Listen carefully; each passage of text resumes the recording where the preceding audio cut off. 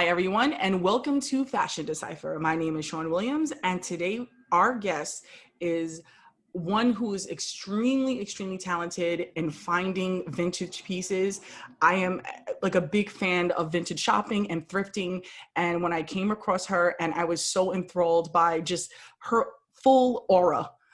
Everybody, welcome Melissa Carter. Hi, Melissa. Hi, how are you? How Good, are you? good. Can you just give the audience a little bit about your background and how you got into like vintage and thrifting? Yeah, absolutely. Originally I'm from Highland Park, Illinois, and it's really kind of a suburb tucked outside of Chicago. And as much as, it's very, in one word, very boring.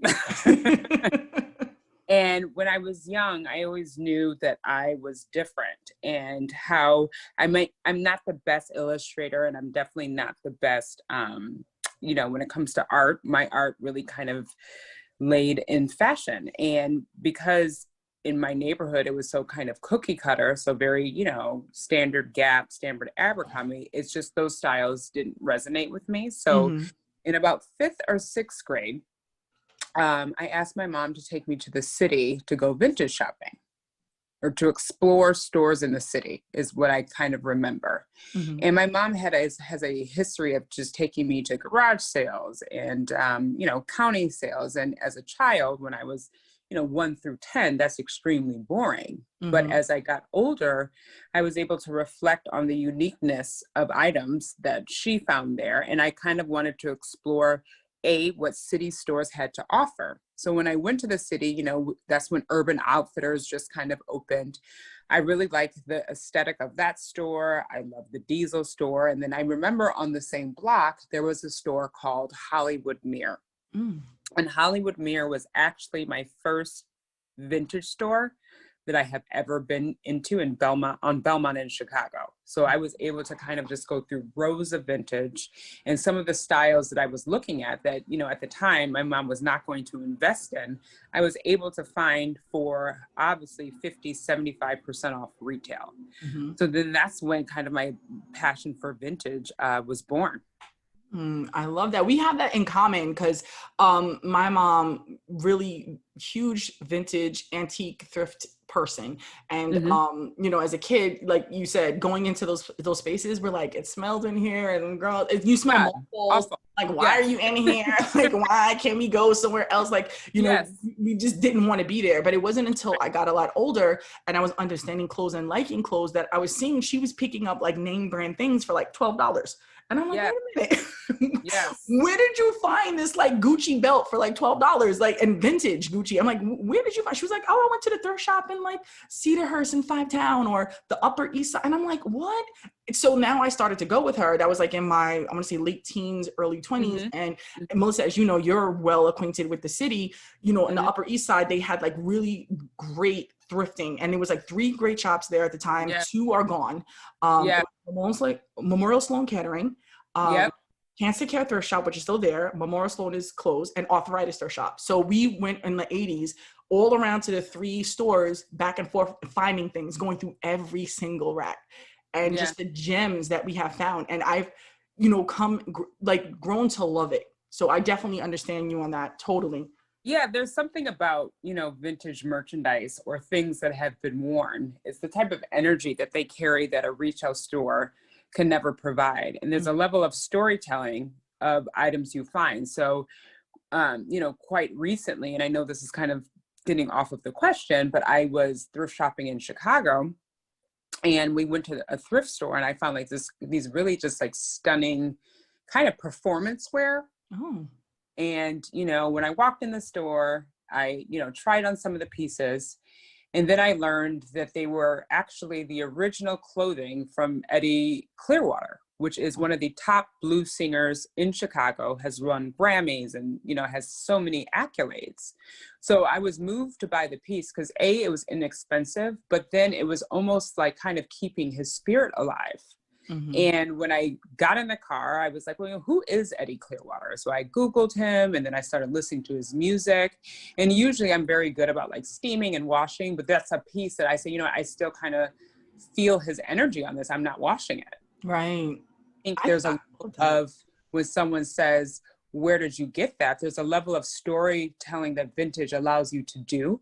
And it allows you to really kind of reflect on that time period, that when you go to those fast fashion stores, that is just not, it's really kind of just buy now, wear now, throw it out, destroy the environment. There really is no storytelling through the pieces that you see today. Absolutely. And just the detailing and the work of that time. The piece is phenomenal. Exactly. Like the stitching. And, you know, my mother Yes. has this thing that my sister and I always say to her, she always goes, let me feel the material. That's like her thing. Yep. Like she has to Yep. feel the material for everything. My mom will flip a hem in a second. Yes. So like, Yep. you have clothes like that from vintage shops. Like you come to, love the fact that there's such great detail and workmanship in those pieces, instead of getting something from, like you said, a fast fashion shop that like rips after you wash it.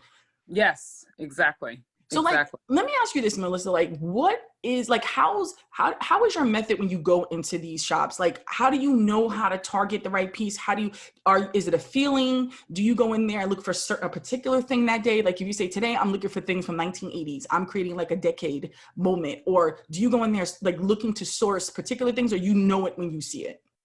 So I do a couple of things. So I have a very eclectic style. So, as I was thrifting when I was younger and I was just kind of dressing myself, I would just buy, extremely extravagant pieces that, could be borderline costume. But as I kind of progress in my business, I actually shop with my clients in mind. So sometimes shirt and I'd be like, that would be perfect for this person. Or I see some jewelry and I said, this person would love to have this piece. So when I send off each piece, or when I purchase each piece, I kind of go through my Rolodex of people, and they haven't asked me to shop for them. Some people, I have specific clients that I do a level of personal shopping for, but some of my clients don't ask me to shop for them, but I'm always thinking of them. So I use that, and I always have that in the corner of my mind. And then when it comes to just kind of, I think the best thrifters are people who know what the trends are today. So I am a magazine junkie, and I go through the magazines and see, okay, Cardi B is wearing this on Elle. Let me go see the entire shoot. And then when I go into the thrift store, I always have that in the back of my head of what the editorial that I just read or just saw. And I try to source pieces based off of what I'm seeing in magazines. Oh, I love that. Because everything right now, it's 2020, everything has been recreated. There's very things that have really come from someone just being creative.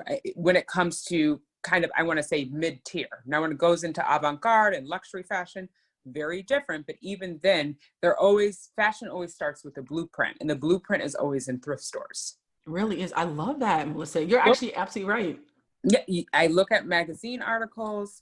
I look at runway shows. I look at there's some really good articles on LinkedIn that a lot of people either write, and they, quite recently they said denim is dead. So it's like, denim is dead. So I'm not going to buy into it because no one's going out anymore. So I really kind of pay attention to what's going on in mainstream media and in fashion. And I kind of curate my thrifting based off of that, sprinkled with client suggestions and my own style. Oh, I love that. That's a really good, like, a method to have. I never thought, I look at magazines and I look at Instagram, and I look at what people are currently wearing, whether it's like red carpet or what the trends are. And I never think to look at it like, and go to the thrift store to get that. I always think like, okay, how can I recreate that in like, mid-grade shopping places, or find it online, or find it in fast fashion. I never think to do it the reverse. And I think that's a good idea. I'm going to try that. And you may not get the same silhouette, but the same textures are there. And I use kind of that methodology of, looking at editorials, and that's how I style my shoots.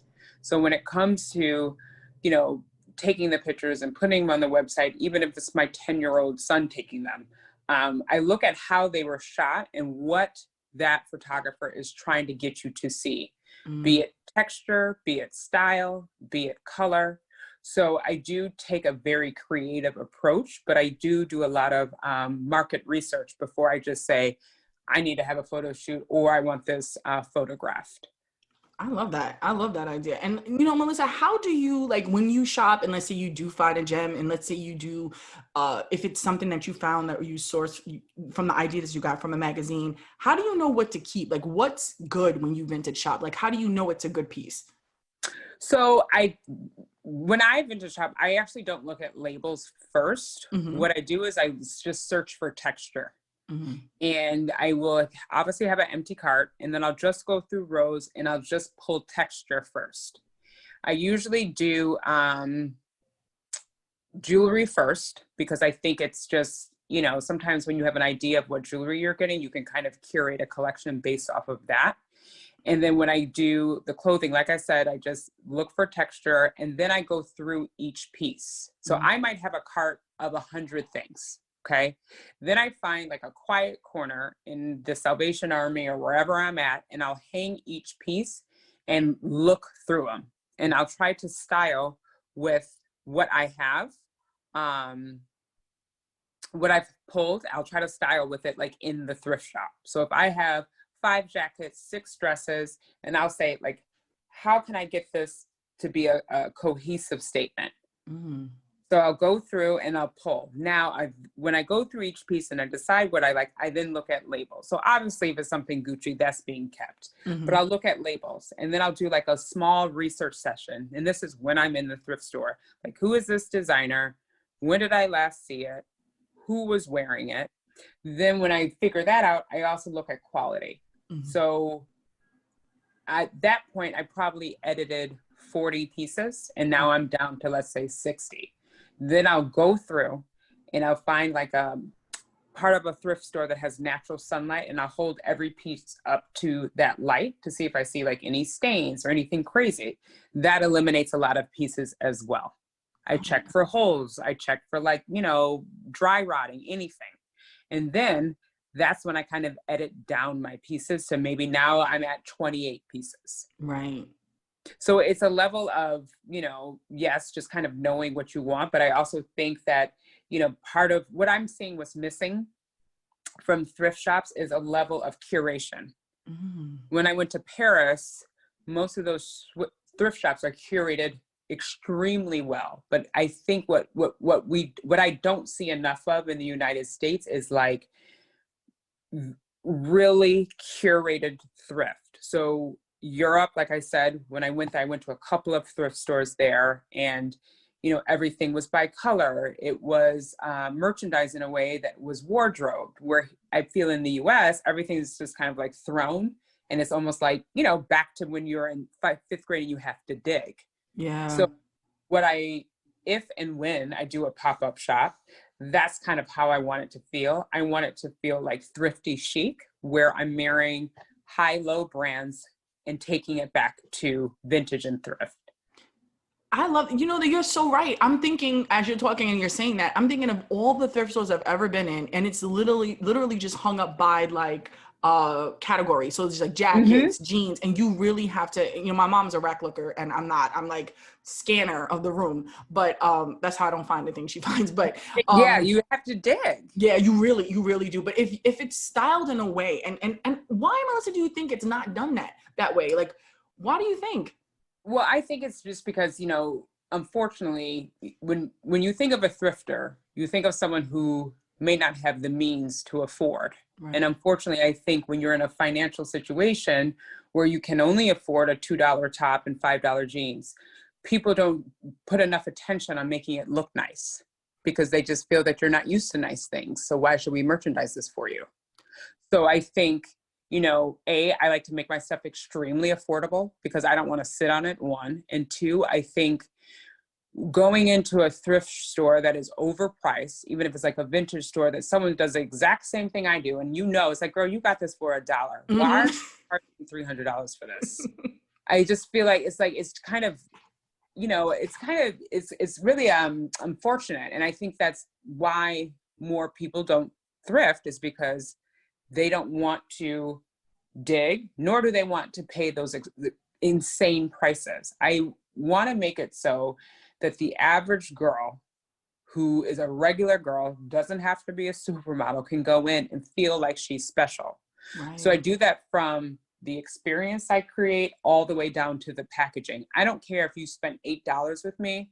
You could have spent it anywhere else. You are still going to get that gift with purchase if I have one. You are still going to have it tagged. It's still going to be steamed. It's still going to be given to you in a, a plastic envelope so that you can feel that you've made the right decision in your purchase. And especially during these times, when people spend money with me, half of the people who shop with me are unemployed, which means that they are going into their unemployment to shop with me. And whenever you get something in the mail from any fast fashion brand or most brands, what I've learned about being in luxury retail for so long, it's presentation, presentation, presentation, and it's quality in everything you do. So that is one thing that I really hold high with my brand. You are so right. Two things. You dropped a complete gem when you said that you talked about the psychology of why they don't care about yeah. merchandising, visually merchandising the store. You're absolutely correct. And I've never thought of it in that manner. Two, you're absolutely correct. Like every piece should feel like something, like a gift, like you found like a treasure.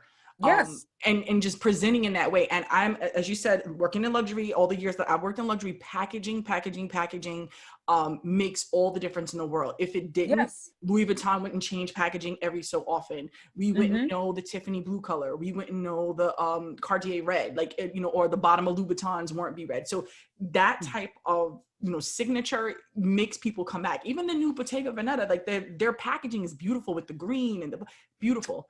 You're absolutely correct. I'm trying to recreate the feeling and emotion that the piece gave me when I found it for the person who purchased it. Because I only carry one style, just because it's digital thrifting, it's still a feeling that you came upon a treasure that nobody else has. And to know that what you found, what you thought was special, was given to you with such quality and detail, even further says, I am so glad that I found this, even if someone else found it for you and you're just purchasing. So I just think it's important to make your customers or your clients feel special. I totally agree with you. And you had mentioned something about like pricing, and how do you know like when something is overpriced or reasonably priced? Like, how do you know the difference? Is it when you do your audit when it comes to the fabric? Like, how do you know? So, obviously you find like sickening gems in a thrift store. Like, if you find Oscar de la Renta wedding gown and that piece has, it's a collector's piece and things of that nature, I almost don't sell those pieces to, just kind of my clients, because I do know that it's collectors. However, what I do, because I do get a lot of just dope things, I'll say, okay, I do a sense of market research where I see the last price it was sold at. So let's say I find a vintage Gucci suit, and let's say I see it on like First Dibs for $500, or I see that it's sold on eBay. The last selling price was $400. I try to do 30 to 35% less of where I've seen it. Because I think that what makes people come back to you, because they say, okay, this is this price. I also think if you don't do your market research, when people try to, wheel and deal with you, which is fine, that's just thrifting, that you can say to them, well, this piece is honestly $550 and I have seen it sold for $440. So $315 is actually an aggressively lower price than what the piece is worth. It gives you a leverage for when people do try to kind of undercut the price, because then you know that you have a price low. And that that you're giving a deal. Right. So you control, how it actually, you actually pay or how you charge someone. Correct. And if a person, without saying my prices are the best, is giving a person a level of respect for like, oh, this girl knows her stuff. She's pricing it low because she's pricing it to sell. And again, I think in these times, there's so many places that people can go. And unfortunately, some people who do shop fast fashion, they can get the same look, even if it's reselling it vintage, they can get it for less if it's, if it's bought on sale. So you have to we live in a sale culture. Like, people want the best price. You see that on Poshmark, you see that on eBay, you see that, when fast fashion does those great sales 2 times a week or 3 times a week, we have trained the customer to think sale. Yeah. my thing is, I'm not going to train them to think sale. I am going to train them to think, you know what, she has the best prices. Very Right. different, very different. Right, very different mentality. I mean, they know like, okay, I'm gonna get something quality because Melissa is gonna take her time to actually go through the pieces. And I Mm-hmm. also know that she's gonna be fair. It's not that she's Yes, just trying to profit. She's actually fair with me, according to how what the piece is worth and according to what I could actually purchase.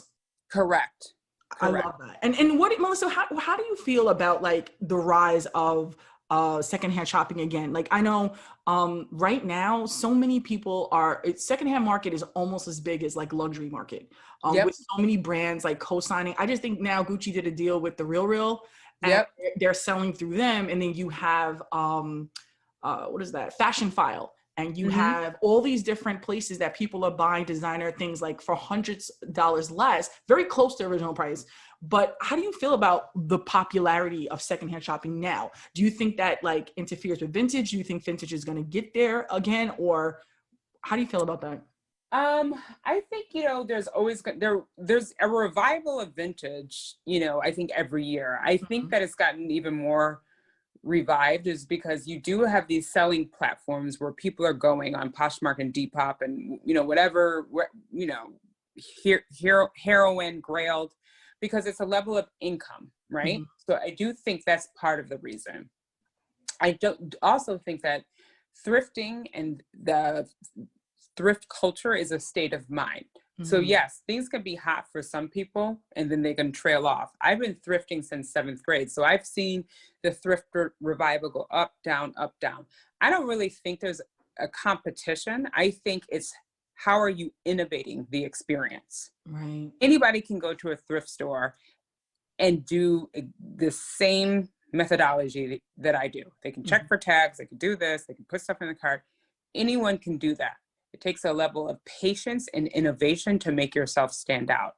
I'm not doing anything different than the girl next door may be doing, but I think that's why bringing in Friday Night Style Live, there's no thrifter doing that. There's no thrifter bringing in and marketing their brand through styling in the moment and styling on the dime with thrift and higher end. Another part of my business is I clean out closets. So Mhm. some of the things that I sell on my website or during Friday Night Style Live, I'm making a passive income from someone else for someone else who just either lost their job or just wants to make money overnight. Right. So what I do is a level of cleaning out closets, thrifting, selling some of my own pieces, styling. I have stylists come in and use my pieces for, you know, photo shoots or whatever. But I think it's the level of innovation. Like, how are you innovating your brand? And that doesn't just go through thrifting, that goes with everything. So, what's next? What are you doing differently? Yes, you put it on Depop and you put it on a hanger and you're selling it. However, Melissa's actually having a full-fledged photo shoot and having a Instagram page with her personal Instagram with her wearing the pieces, linking to another page where you can actually buy the piece that she just wore. So most of all of my pieces I've worn before. I wear them for a day. People say that's dope, or I'll put it on my Instagram, and then you can immediately buy it right after. Let me So I tell don't. you, that Friday Night Style Live, I will, I'm encouraging everyone to take part. When I tell you it is an experience, she is not lying. This woman, Melissa is such like a mood. And I'm like, I had to get my mother on. Like, even my mother was like, oh my God, I love this piece. I love this piece. A mood, Melissa, just a mood. And then you have, you have your mom also helping you, which just made me like smile, because my mom and I are very tight, and shopping is like one of the things that we've always done together. And just the way you work the pieces that you have on, and you also read the comments, and you incorporate that with telling the story. And I just know you do such a great job. It is an experience that everyone needs to take a part in. I love And it. it's so funny. So including people in my Friday Night Style Live is very new. So I've been a gypsy for 4 months now. And what I mean by that, I obviously live in New York. I live in Brooklyn. But one day I was like, you know what? Let's drive to Chicago. That's where I'm originally from. Mm-hmm. And I've been thrifting, been in thrift stores and been really focused on just getting hot stuff and cleaning out closets from New York to Chicago. So I thrifted in Pennsylvania. I went to Indiana. I went to Ohio. I went to, I'm going to all of these just suburbs outside in Chicago, outside of Chicago. And in doing that, in order to keep my costs down, because, she's a new business, I've been staying with family. Okay. So the first month I was staying in the city. And then the second month I stayed half the time, that was with my cousin, and she came in my Friday Night Style Live. I had like my friends from college who live in Chicago. They were like, we just kind of want to see it live. So they were in the room watching. Mm-hmm. And then my friend, who's also my lawyer, she got into the Friday Night Style Live. And then my cousin, she would go in. So I'm noticing I can see a pivot in my business where I would basically go into someone's home Mm-hmm. and have, sell their stuff, and then also obviously sell my stuff, but having them be a part of. So my mom, that was something new, and it works because I'm, I have a small frame. So when someone sees my stuff and they're bigger than me, they're like, she looks good in it because she's this size. So when one of my top clients, whom I've never met in person, Michelle Mickler, I see on her Instagram that she is a different size than me. So Mm-hmm. putting it on someone else gives her the confidence to purchase online. And I think just also doing it with family allows people to see the importance of, family and the importance of investing in your family. Yeah. It's a because community. It's like, is her mom on there? I love it. Like, I can't even tell you that relationship, just watching the two of you, and her mom's name is Hildy, if I can Mm-hmm. say that, and just Please. call out to her and she comes, it just reminds me of my mom. Like, I don't know, like, I just had a moment there and I was like, oh my God, mom, that's like us. And I just think that is such a great, and just incorporating your family and even friends, like, you're building a community, not just like, hey, it's all about me. Because the one thing about social media is that it's very narcissistic, it's very egotistical, and sometimes when people only focus on themselves and not other things, it just gives that feel to it. By you bringing other people in, just shows you that A, your personality, B, how there's a community backing you, and then you feel like you're a part of it. So like when you watch Friday Night Style Live, like, I feel like I'm there, like I'm part of Melissa's family, I feel like I'm part of the crew, and I think it's great. Yeah, and I think there's a level of importance about calling out the people who are small independent businesses as well that are watching. Mm-hmm. Like, all of my friends, I believe strongly in promoting your network. Like, if you are on my network and you are doing something and you are a new business owner or an independent business owner, I'm going to call you out. Like, everybody, you need to follow this person because they're super dope and this is what they do. There's a level of I don't even know how to say it. There's a level of, yes, come on. Thank you. I'm like, sorry. There's a level of that I think that is missing in fashion. Everyone is so against each other when it comes to independent brands. And I think right now, being a person of color, we have to support other people of color, period. You agree. Black, brown, yellow. We have to be a united front when it comes to businesses and investing in our community. So if I see someone jump on, and if they may have some opportunities in their marketing, I'm going to call them out. I'm going to say, you need to follow this girl. She gets it because she's following me. I'm following her. This is kind of our underground tribe. So anyone who is in the tribe. And if you have a business that you want to advertise, it takes literally 5 seconds to say, go to this person's website, and it's back to me. Yeah, you're absolutely right. Yeah, I saw you do that. Body. And you don't know what that could be for them. It could be life-changing. It could be the difference of them being able to pay their light bill. You would never know people's situation, especially now. No, you're absolutely correct. And like, speaking of Friday Night Style Live, Melissa, like, how do people shop it? Like, how does it work for people who might be interested? Okay, perfect. So how it works is, so when I'm in New York, I actually, as a result of COVID, before Friday Night Style Live and before everything, I was the district recruiter for Coach. So I recruited for all of the 7 stores in Manhattan, 8 stores when there was still a Madison Avenue store. When COVID happened, Coach unfortunately had to, term a lot of people just because a lot of businesses were becoming leaner. To be honest with you, if I wasn't terminated from Coach, I would probably still be at the brand. Love the brand, love the people, love the brand. But it took me saying, girl, you got to go. We can't afford you anymore for me to really just focus on my personal brand that I've had since 2013 and just never have done anything with. Mm-hmm. So with that said, being a recruiter, a lot of the people that I recruited to that brand, you know, I just felt a level of responsibility, even though I'm not COVID. I had nothing to do with, you know, Coach becoming leaner. So I actually have hired people who worked for Coach to be my independent contractors. Mm. So the girl who's my right hand, she used to be the assistant manager for the Coach store in Columbus Circle. And I've taken her everywhere with me. We've worked together for about 5 or 6 years. I just recruit her. She'll go with me anywhere. So when she lost her job, I said, you know what? I need an assistant. I need you to help me. So she helps me with all the organization. She actually takes all of the orders. So as I'm in Chicago, she's running the Depop and Poshmark business. She's also after meeting her, I met one of her dearest friends who's a project manager.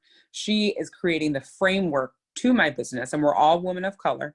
Mm-hmm. She's creating the framework to my business because she's a project manager. She knows how to populate SKU numbers, and she just has a level of organization that's insane. Mm-hmm. So now they're in New York, and they gave them the keys to my apartment before I left, and they're treating that as an office space.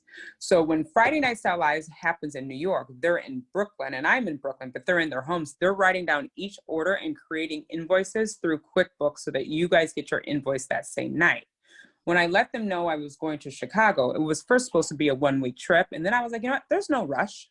I'll stay to December. Mm-hmm. They are actually watching the show with you guys and taking every single order and then sending you guys the invoice. So after Friday Night Style Live, we get on the phone and we reconcile all the invoices. So I pay them, you know, a weekly amount. This is before we knew what was happening with unemployment. Mm-hmm. I was told my assistant was very scared because financially she's like, I don't know how I'm going to do this. And I said to her, I will be paying half of your rent. I just need you to work for me. I'll pay you week by week and you will have half your rent in the till. How you find the other half is up to you, but I got you.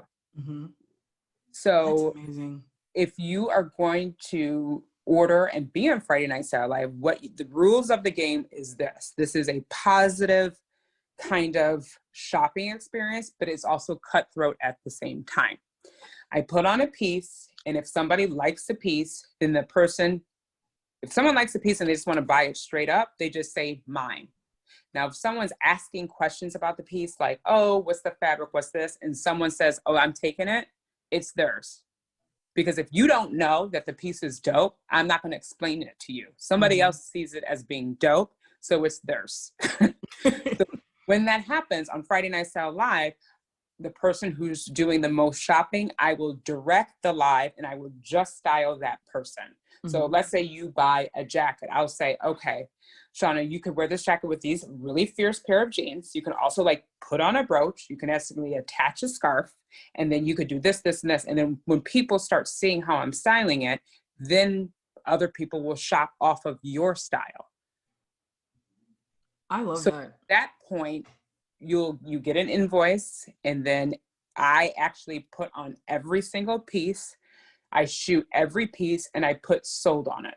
Mm-hmm. On my Instagram, shop IATCP now, so that people can see, you know, when you buy something and you get it in the mail and you need that instant gratification, like you want to see it, you want to just yourself. I do that so people can say, you know what, that's why I bought that piece. Look at how she styled it. It's super, super dope. You can shop on Friday Night Style Live, but I do thrifting I go thrifting about probably 3 or 4 times during the week. So I'm always in a thrift store. So when you called me yesterday, I was in a thrift store. I'm always looking around and finding stuff. Some people will say, hey, if you see like any jackets, let me know. Mm-hmm. And then I'll do personal shopping on that end. So some girl was looking for really dope gold accessories. So I was driving, saw an estate sale, went, and she didn't join Friday Night Style Live, but I put stuff on social media and she bought everything. So I do that as well. So Friday Night Style Live is like the fun, but there is a level of personalization after the show that I do that you guys don't really get to see. Mm-hmm. but that I do. So like, which I love the whole, I love how organized and how detailed all of this is, like Melissa, it's just, it's amazing. So people get a sense of shopping from like any store, but like way personal. Oh, Um, yeah. I think the one thing, everything has gone virtual, and I'm definitely a people person. Like, even people would, when I was working in retail, people were like, oh, why are you working in stores? You could do this and this. I actually just love people. I love networking. I think there's something about human contact that, is just amazing. And I think, yes, everyone's shopping online. There's no level of human contact. So how can you shop with someone and not get COVID? How can you shop safely and still have a level of human contact? And it's on live. It's on live, and it's making yourself available. Anyone who DMs me, 9 times out of 10, I will talk to you. I don't think that I'm holier than thou. Anyone who DMs me, I think anyone who has the confidence, anyone who says, you know what, I'm just going to do it. Let's just see what happens. I think it's a blessing. And I think that, you don't know what it took for that person to ask you something. You know what I mean? Like, you might be, I just think I'm Melissa Carter, but someone else may say, you know what, that's my role model. That's like that. You don't know whose lives you can touch just by saying, yeah, I'll do it. Or, yeah, let me get that for you. mm-hmm. So I think that making yourself available to your client base and making it interactive and having, still following COVID mandates, this is the best way to do it, is through live and through personalization. And Melissa, how do people hire you for, do you do virtual styling like for people personally? Let's say they just want like a one-on-one. Like, Yes. how do they get in contact to do that with you? So they can email me at melissa@iamthecarterproject.com, and that's project projekt. Mm-hmm. I do personal styling. I do personal closet cleaning. I also buy, again, for a good price, I also buy people's closets. So I am actually working with this really dope stylist who is moving, and she has like 11 boxes of vintage that she's selling at one price. So I do buy people's closets as well. So I mean, I don't like to limit myself, and I know there's as a business owner, you should have all the services you offer. But I think anytime someone asks me, hey, do you do this? Sometimes I don't do it, and I just say yes, because it's like, well, maybe I want to. Who knows? You never know. Yeah. Maybe I want the experience so that I can say no. You know what I mean? So I just started buying people's closets. That's a little bit difficult virtually because, the steps in that is like, okay, show me everything in a video. Mm-hmm. And it doesn't need to be like a blog video. Just literally take your phone and grace along your closet so I can see what you got. Mm-hmm. And, so that I do it that way, and I do a lot of social distancing pickups. So at the height of COVID, I was traveling from Brooklyn to Jersey to just all different places, picking up people's clothes, almost like how the Salvation Army does. But I was doing it with, people I used to work with, or people who just had whose closets really inspired me. And they, people who were a little bit more scared of what was going on in the pandemic, they would just leave their clothes outside, and I would pick them up, and I would give them a contract via e-sign, and then I would take the inventory, wash all this stuff and things like that. So I've been working and doing just selling Friday Night Sell Live Something New since, I want to say, March. This is even before I lost my job, because something told me that I was probably going to be let go, and then I needed to pivot into my business 100%. Mm-hmm. And the only way to do that with thrift stores being closed was going through my network and getting their clothes. You're right. Like, I can't stress enough, and I know you're a big advocate of that. You have said it. Like, networks is such a good resource, because you just never know when you might need or tap into that might, change the whole course of your career. Oh, it could change your whole. It's happened to me a couple of times on LinkedIn. It's happened to me a couple of times through Instagram. You just never know. You just never know where people are at in life. And sometimes when people reach out to you, I think it's like, I don't mean to get all crazy, but it's like, that's a sign. Yeah, I totally agree with you in that.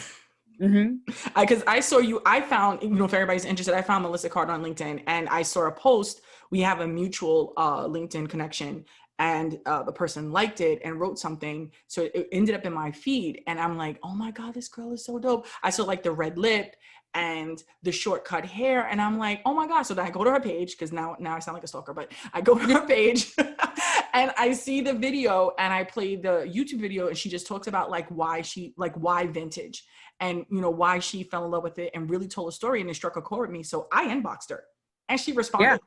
Yeah.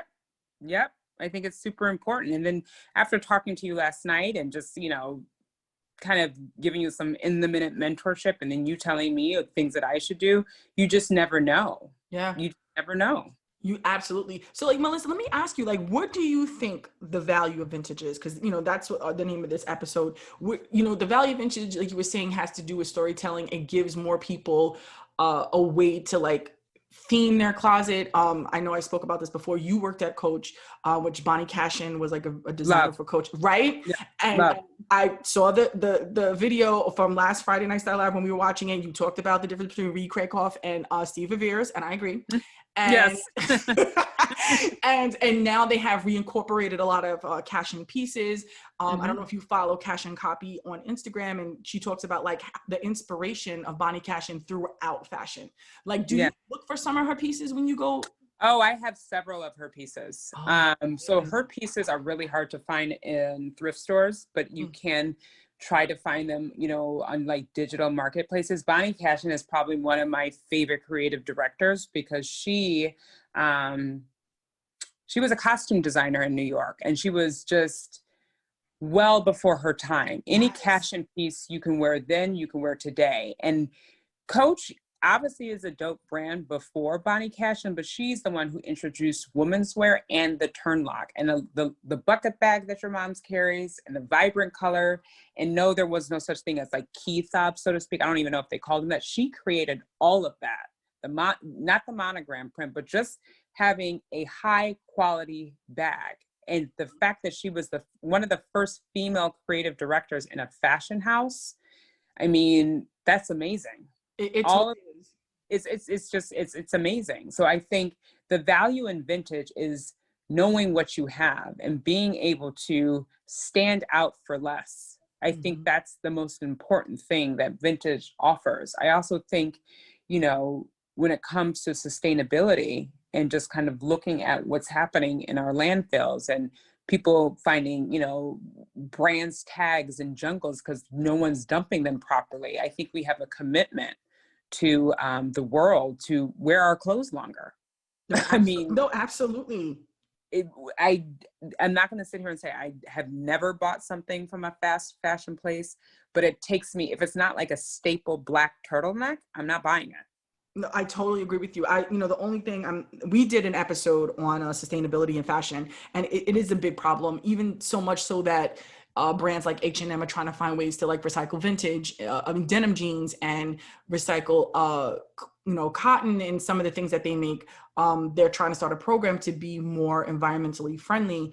And so I agree with you. The things that I did buy from fast fashion tends to be like basic t-shirts, like things that are close to the body that you're going to end up wearing enough and throwing out. But when it comes to like outerwear, I just don't like, like you're saying, like vintage shopping gives you a way to buy at a certain price point, but you're also keeping the environment safe. It gives you that duality. You're standing out for less, and less means less money, less water, less dye, less emissions. You're truly standing out using less across the board. Yeah, absolutely. And even like the health of the workers. Absolutely. You're absolutely correct. Melissa, I can't even tell you enough. Like, you're a gem. I'm so glad you responded to my inquiry.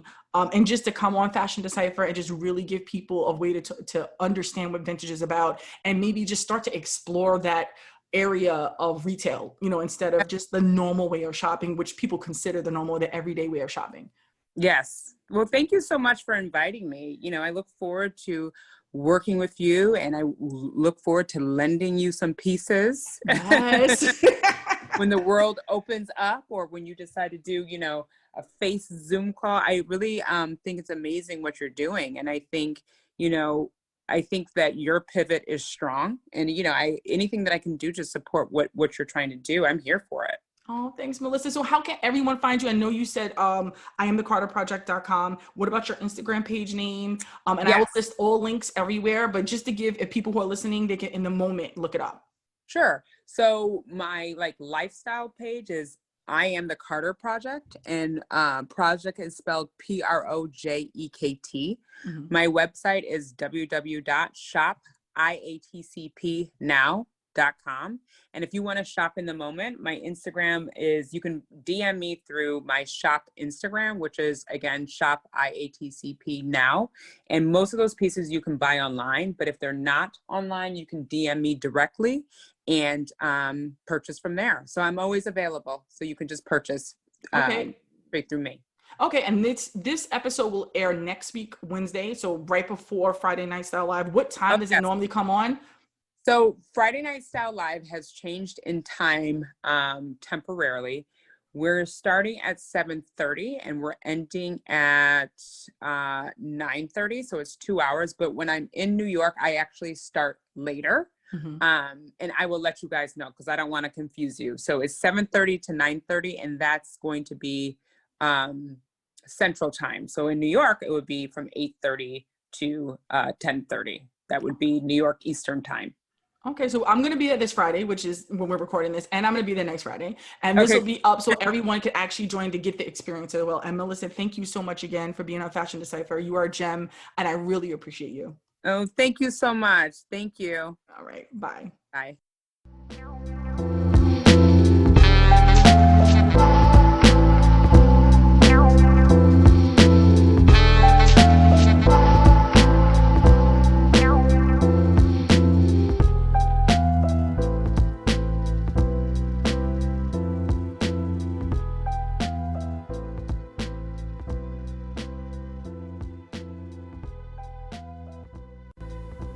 Hi guys, it's Sean. Make sure you visit our website, fashiondecipher.com, to get a visual on what we're talking to you about.